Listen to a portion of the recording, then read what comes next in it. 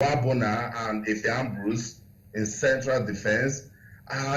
People that saw the team train in the morning yesterday said Stanley Amuzie is very good and can push Elderson Echejile out of the starting line. I don't know, but I'll play with experience and I'll play with who has been with the team for long, and that's Elderson Echejile on left fullback. You heard to him yesterday, is either Shehu Abdullahi in right fullback, or next minute you're seeing Chibuzo Okonkwo. So the options are there in defense. I'm a bit worried about midfield, particularly who will be doing the dirty job since again is not there. But with Mikel and his new role, he understands that he needs to give a 101% performance today. So Yemi, take my back line, leave the midfield for Coach Francis Diasia, and then the strikers for God. Okay. That's an escape route. You're not going to escape that, because you were talking about the fact that you want some certain players to start, why the others should learn from them. The strikers, tell me, how many of them do you want to start? Okay, in the forward line, I love intelligence. Like, an intelligent player is your joker anytime, any day. Moses Simon does that for me. Victor Moses does that for me. Interestingly, I want some pace when the Egyptians think they can no longer run. I might just put Ahmed Musa on the bench. Yes, put Ahmed Musa on the bench. Let him watch the play and come out with some spark. Let's also have a bench that can worry Hector Cooper's tactics. Let him look at the bench and say, when will this guy come in? So he's a bit worried. Going forward, of course, if I don't play Odion Diallo, the god of football will give you a call. So Odion is in front of goal. Who will pair Odion? I don't really know. But, Coach Samson Siasia and Emmanuel Amunike are very adventurous coaches. Don't be shocked if you see a Victor Moses right behind of Odion Diallo. Yes, it's possible. Okay, I can let you off the hook now. I won't tell you to predict at all. I mean, you must have seen some of the fans. How ready are they to welcome the Super Eagles? We took a walk, I and Tana, to the stadium. We're just 5 minutes away, and I spoke to some of the fans. They are so excited that Kaduna has come alive because of the Super Eagles. They keep saying, Super Eagles will win, Super Eagles will win. The jerseys are out here, be it fake or original. People are already buying the jerseys.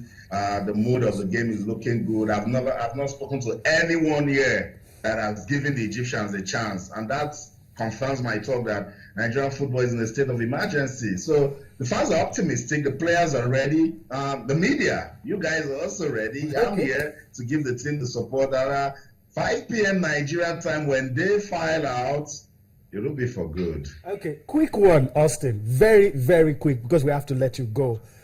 Nobody has said anything about the Egyptians, and I think that is wrong. What have you heard about the Egyptians in terms of who might line up, the guys that might play against? I just want a quick response. You would have heard something about the Egyptians. I don't think we should take them lightly. Oh, well, they have their own light training session. It's the regulars, the guys we know from Zamalek, the Alalis. Again, Hector Cooper might just, play a quick one with us. Is he going to play Mohamed Salah? Is he going to play Elneny from Arsenal? Is he going to use them as jokers? We don't know much about this team because, of course, if you're going away from home, they'll be stolen information, so you don't get to know how they're going to play. But they're a decent side.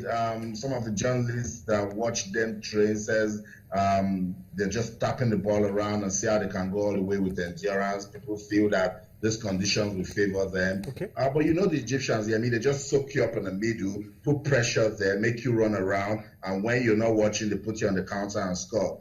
We know they have quality players, but today I think it's not about the Egyptians, about the Super Eagles of Nigeria. All right. Thank you very much, Austin. I hope that when we see ourselves next time and we talk about this issue, we'll be smiling. We will talk about it tonight, and I will be smiling. But hey, Cecilia, they will tell me to predict. I'm not going to do that, no. All right. We'll have to let you go. We have to let you go, Austin. We'll do this again later tonight. Okay, Ben is still in the building because we're talking about the papers. There's so many stories in the papers and all that. Operation Crush Egypt. Mikel captains Eagles today. I mean, Aaron Samuel is out. Exactly. It's also on your paper. I think it's a big blow, but I don't think it's a serious knock. We might see him at some point in the game. Atlanta just did some light work yesterday. Maybe the coaching crew is being careful because don't forget that almost immediately there is the return leg that is going to be played in Alexandria. So if he's out of this, it might be very useful. That is a very powerful player that I would have loved to see against the Egyptians. If he uses both feet, is quick and a very sensible player, and I think we will need him. If he's not playing this one, and he comes in alongside Onazi for the return leg, who have the Egyptian Pharaoh will have their hands full in Alexandria. Okay, I think all the papers are practically saying the same thing, everyone from Sporting Life to Complete Sports. I mean, Chelsea also celebrating Mikel's captaincy, so it's going to be a good news for them also. Complete Sports, that's what they have front page there. How much impact is going to have on his game at Chelsea? Well, I think he's been a regular for some time since Mourinho left, and it's good to see him captain the national team. I think apart from motivating him to play as much as we like, we love him to play like Zinedine Zidane on those days when he was the French captain. We would like him to play like that now. Carry the team on your shoulder. You are carrying the team, the whole nation on your shoulder now, and you can't afford to let them down. And that's what I expect him. He has more responsibilities, but I mean, he will also be a little bit more careful. Maybe he will be less adventurous going forward, but because he will have, and then he will be talking to the players, a lot of communication on the pitch, and Mikel does that quite well.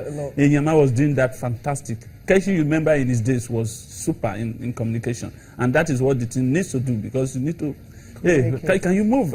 You know, they are coming. Somebody is hiding behind you and all that. A lot of talk must go on, and I think Mikel is a perfect man to do it. Okay, he can definitely do that. Now, it's all about the Super Eagles today. We know that, but we have NPFL games this weekend. Yep. Now, and of course, all the games will be played on Sunday, so we just have 6 Nigerian Professional Football League players with the Super Eagles, so the rest can actually, you know, be with their clubs and play. Now, Sunshine Stars will see if they can beat 3SC Shooting Stars. Remember, they went to Rivers United, of course, got something out of that game. Ikorodu United and Rivers United will also be in action. Ikorodu, please try and get a win for your home fans right here in Lagos. From us. Exactly. It's too early. MFM are doing it, so try as much as possible to do this. Academy Warriors and Nassau United will also be in action. Nassau United, well, okay, that's another team that needs to start winning. Heartland and GYFC is going to be another big cracker. Kano Pillars and Ifa Yuba. Yep. Okay, William Da Silva has been scoring. We'll see if he can score against them in Kano. Plateau United and MFM.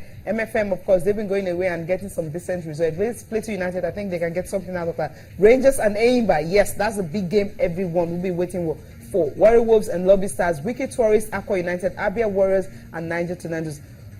Ben, Rangers and Aimba. Parting shots. Yes. It's an Oriental derby. Anything can happen. I expect that it will be tough, tight, and especially now that Aimba is bouncing back after some losses, especially winning in the continent and qualifying for the next stage of the Champions League. That will help them.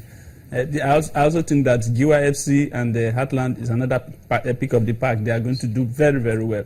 GYFC has been posting some decent results, both home and away, and I expect them to give Heartland a very good fight in Owerri. Okay. Give them a very good fight. For Nassau, I've been able to at least get their first win of the season. So maybe against this one, they will definitely want to do the best that they can. Now, Super Eagles, can you predict? I think it will be tight, but I expect maybe 3-1. Yeah. 3-1. Yes. Okay, everybody say 3-1, okay. Right? You hear me? Can you predict? I won't do that. But we'll win. Well, that's how we have to wrap it up. We'll do this again later tonight for Sports Tonight. But of course, Sports This One comes your way again next week. My name is Yemi Adebayo. Bye-bye. Thank you for watching. I'm Cecilia Amogo. We'll definitely be here on Monday. And of course, that time when we'll come, we'll be celebrating the Super Eagles and of course the Flamingos. Bye for now.